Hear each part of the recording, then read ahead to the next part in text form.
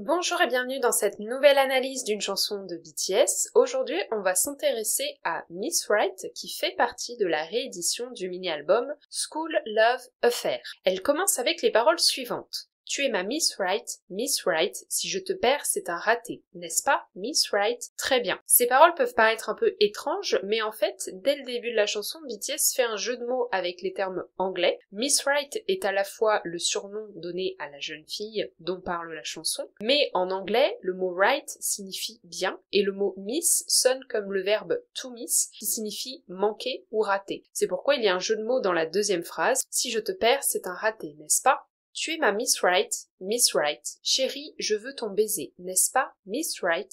Très bien, ton esprit sexy et ton corps sexy, une femme née avec même les rides du cerveau qui sont sexy, chacune d'elles. Ouais, un short d'énigme, un t-shirt blanc et des converses hautes, ça me donne envie de faire la fête sur ton corps, ta hanche rafraîchissante, chante. Dans ce passage, on a l'expression de l'attirance envers la jeune femme, il y a un changement par rapport aux déclarations d'attirance habituelles. En général, on met plutôt l'accent sur le physique. Ici, on met en avant le physique, notamment avec la description de la tenue idéale, à savoir un short d'énigme avec un t-shirt blanc et des converses hautes, que l'on retrouve d'ailleurs dans la chanson Converse Height, mais l'accent est aussi mis sur l'esprit et le cerveau de cette personne, puisque dans les paroles, le cerveau et l'esprit sont qualifiés de sexy. Au final, ça permet de montrer que tout chez cette jeune femme est attirant, à la fois son intelligence et sa personnalité, de même que son physique. Pour ce qui est de la phrase « ta hanche rafraîchissante chante », en coréen, le terme rafraîchissante est un adjectif généralement utilisé pour les arbres ou les fleurs, et chante est un verbe qui est associé aux oiseaux. Donc ici, BTS fait des doubles sens avec les termes coréens.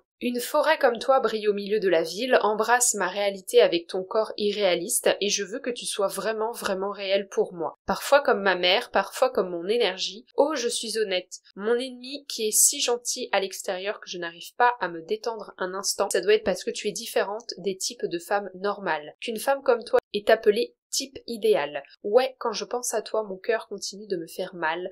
Ma mère d'hiver, je veux marcher sur toi. On va avoir plusieurs comparaisons dans ce passage pour qualifier cette jeune fille. D'abord celle de la forêt dans la ville. C'est une façon de mettre en avant sa singularité, le fait qu'elle attire l'attention de l'individu qui s'exprime, parce qu'elle se distingue justement de son environnement. En effet, une forêt et une ville sont deux environnements qui ne se mélangent pas. La mise en avant de cette singularité permet aussi de faire le lien avec le fait qu'elle soit différente des autres jeunes filles pour l'individu. Ensuite, on a un jeu de mots avec la phrase « Une femme comme toi est appelée type idéal ». Le mot coréen utilisé a deux significations, idéal et anormal. Ainsi, il compare ce type idéal que représente cette jeune fille à des filles normales qui seraient donc des types normaux. Donc il y a l'idée qu'elle est anormale, ce qui en fait le type idéal. Enfin, on a une comparaison avec la mère d'hiver, avec la phrase « Ma mère d'hiver, je veux marcher sur toi », sous-entendant que celle-ci est recouverte de glace, ce qui permet de marcher dessus. Tu es la seule fille, tu es la meilleure pour moi, je veux connaître ta journée, je veux être ton soupir, oui, tu es la seule fille, tu es la meilleure pour moi. Cette personne qui je pensais n'existait que dans les films, même la météo est parfaite, j'ai l'impression que je suis parfait pour toi. Devrions-nous marcher ensemble, devrions-nous marcher ensemble? Même la météo est parfaite, j'ai l'impression que tu es parfaite avec moi. Cette personne dont je pensais qu'elle n'existait que dans les romans,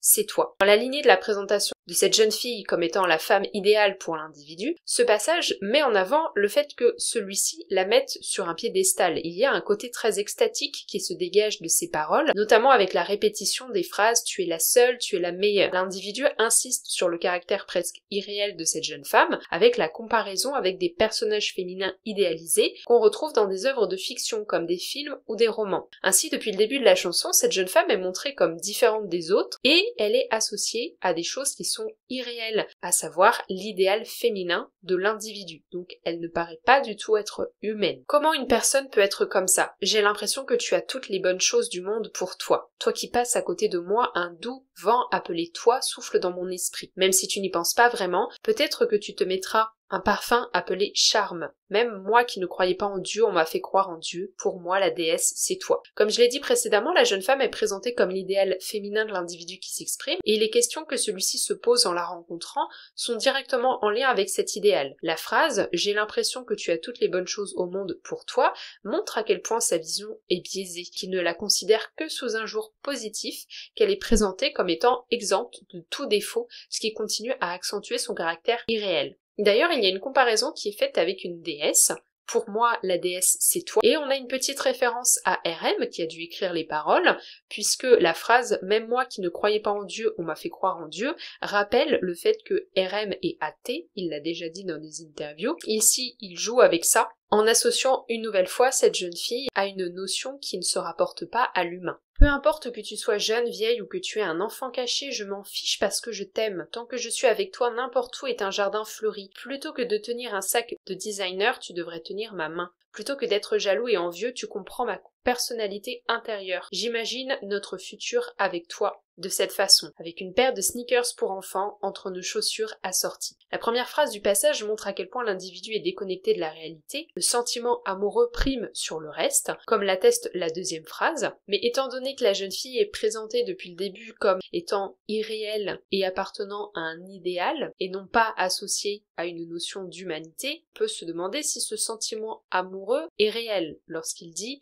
je m'en fiche parce que je t'aime. On n'est pas vraiment dans le registre amoureux, on est plus ici dans celui du fantasme. On a la métaphore du jardin fleuri pour montrer le bonheur qu'il éprouve en étant juste avec elle, à travers la phrase « Tant que je suis avec toi, n'importe où est un jardin fleuri ». Et puis le passage se conclut par un rêve du futur qu'il pourrait avoir avec elle. À travers l'allusion aux chaussures, on voit se dessiner l'image d'une famille qui marche, avec deux parents, au centre duquel se trouve un petit enfant. J'ai l'impression que l'héroïne qui choque mon cœur est venue devant moi. J'ai l'impression d'être attirée comme un magnet maintenant envers toi. Ta vie, ton cœur, ton visage et ta ligne, tu es comme un complet puzzle de mon type idéal. Oh mon Dieu, un vent qui, dirigé par la météo, appelait toi. Tu es une fleur et je suis une abeille, je vais seulement vers toi tout le temps. Ce passage souligne l'attraction que cette jeune femme exerce sur l'individu, notamment avec la comparaison avec le magnète, avec le vent, et aussi la comparaison avec la fleur et l'abeille. La succession de comparaisons permet d'amplifier vraiment cette idée d'attraction. Encore une fois, on voit que la jeune femme est associée à un élément irréel puisqu'elle est qualifiée dans la première phrase d'héroïne, ce qui renvoie à une œuvre de fiction. Plus tôt dans la chanson, elle a été comparée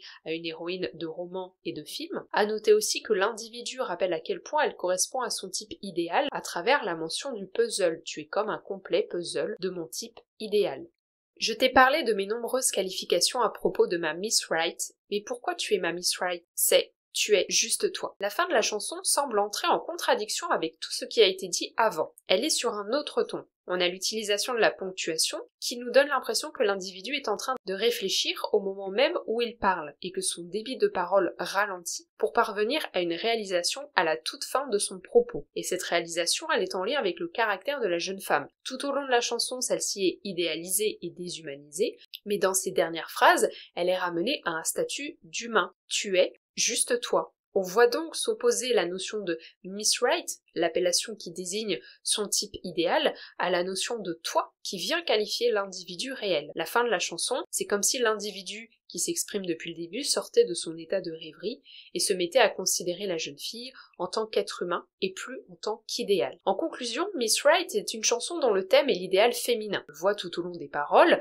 c'est comme si l'individu était en train de fantasmer face à une jeune fille qui semble correspondre à son idéal féminin. On est dans une thématique plutôt légère puisqu'on n'est pas sur une idéalisation dans un couple déjà formé, ce qui amènerait ensuite à une rupture amoureuse, on est plutôt face à un fantasme qui se crée à partir d'une jeune fille côtoyée. Le caractère léger de la chanson cache surtout une vérité. Lorsqu'on est adolescent, on commence à avoir des crushs. En général, on idéalise très vite la personne, non pas grâce à la connaissance approfondie de la personne et de son caractère, au contraire, on commence à rêver d'amour en lien avec l'imaginaire et les œuvres de fiction auxquelles on est exposé, comme les films et les romans. C'est d'ailleurs pour ça que la jeune fille, dans les paroles, elle est tellement rattachée à ces œuvres de fiction. Ainsi, Miss Right s'inscrit dans cette thématique du mini-album School Love Affair en abordant le thème des fantaisies adolescentes. J'espère que cette analyse vous aura plu, n'hésitez pas à me dire ce que vous en avez pensé en commentaire. Est-ce que vous connaissiez cette chanson? Est-ce que vous l'appréciez? Quel est votre avis sur ce sujet? N'hésitez pas à laisser un pouce bleu si vous avez aimé et à vous abonner au podcast si ce n'est pas encore le cas.